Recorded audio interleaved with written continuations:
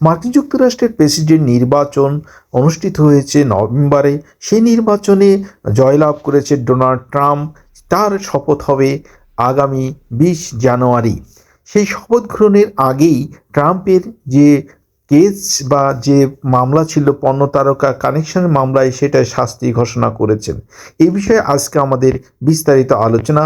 President হিসেবে শপথ নেওয়ার আগেই পর্ন তারকা স্টর্মি ড্যানিয়েলের সঙ্গে যৌন সম্পর্কের বিষয়ে অর্থের বিনিময়ে তার মুখ বন্ধ রাখার মামলায় শাস্তি পেতে যাচ্ছেন ডোনাল্ড ট্রাম্প। তবে তাকে জেলে দেওয়া হবে না বলেও ইঙ্গিত দিয়েছেন বিচারক। নিউ ইয়র্কের বিচারক হুয়ান মার্চানের এই শাস্তি 10 জানুয়ারি ঘোষণা হওয়ার কথা। ট্রাম্প আগামী 20 জানুয়ারি প্রেসিডেন্ট হিসেবে শপথ গ্রহণ করবেন। তার আগে এই মামলা নিয়ে বেশ কৌতূহল সৃষ্টি হয়েছে। বিচারক ইঙ্গিত দিয়েছেন ট্রাম্পকে জেল, প্রবেশন অথবা জরিমানা করা হবে না, তবে তার পরিবর্তে তাকে শর্তহীন ডিসচার্জ দেওয়া হবে। তিনি এরই মধ্যে রায় লিখেছেন, তাতে বলেছেন নবনির্বাচিত প্রেসিডেন্ট ওই রায়ের দিন ব্যক্তিগতভাবে অথবা ভার্চুয়ালি শুনানিতে উপস্থিত থাকতে পারবেন। এ খবরটি প্রকাশ করেছে অনলাইন বিবিসি। উল্লেখ্য যে 5 নভেম্বর যুক্তরাষ্ট্রের প্রেসিডেন্ট নির্বাচন অনুষ্ঠিত হয়ে জয়লাভ করেছেন ডোনাল্ড ট্রাম্প। সেই জয়কে ব্যবহার করে তিনি এই মামলাকে খারিজ করে দেওয়ার চেষ্টাও করেছেন। সামাজিক যোগাযোগ মাধ্যমে তিনি পোস্ট দিয়ে বিচারকের রায়কে প্রত্যাখ্যান করেছেন, বলেছেন এই রায় বেআইনিভাবে রাজনৈতিক আক্রমণ। এই মামলাকে একটি কারচুপি মামলা ছাড়া কিছুই নয় বলে মন্তব্য করেছেন ডোনাল্ড ট্রাম্প।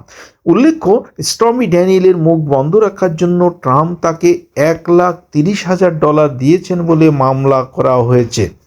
এ বিষয়ে ট্রাম্প মিথ্যা বলেছেন বলেও আদালত তাকে দোষী সাব্যস্ত করে 34টি অভিযোগে অভিযুক্ত করেছে মে মাসে। উল্লেখ্য, 2016 সালে প্রথম দফা প্রেসিডেন্ট নির্বাচন করেন ডোনাল্ড ট্রাম্প, কিন্তু তার অনেক আগেই পর্ন তারকা স্টর্মি ড্যানিয়েলের সঙ্গে তার শারীরিক সম্পর্ক হয়। নির্বাচনের আগে সেই কথা যাতে এই তারকার প্রকাশ না করে, সেই জন্য তাকে ব্যক্তিগত সাবেক আইনজীবী মাইকেল কোহেনকে দিয়ে অর্থ দেন ট্রাম্প। কিন্তু স্টর্মি ড্যানিয়েল তা প্রকাশ করে দিয়েছেন। তবে তার অভিযোগ প্রত্যাখ্যান করে নবনির্বাচিত প্রেসিডেন্ট ডোনাল্ড ট্রাম্প। তার দাবি, 2024 সালের প্রেসিডেন্ট নির্বাচনের প্রচারণায় ক্ষতি করার জন্য এমন অভিযোগ আনা হয়েছে।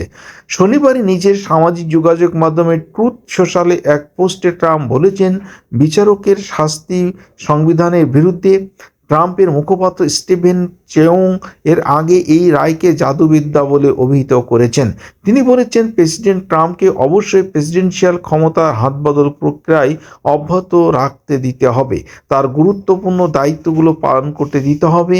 এইসব কাজে কোনো রকম বাধা দেওয়া যাবে না, তাকে কোনো জেল দেওয়া যাবে না। এইসব ঘটনায় মৃত্যু না হওয়া পর্যন্ত অব্যাহত লড়াই চালিয়ে যাবেন ট্রাম্প। মামলার বিরুদ্ধে সর্বশেষ মোশনে ট্রাম্প বলেছেন, এই মামলা নিয়ে তার প্রেসিডেন্সিকে ঝুলিয়ে দেওয়ার চেষ্টা করা হচ্ছে এবং তার শাসন করার ক্ষমতাকে বাধাগ্রস্ত করা হচ্ছে।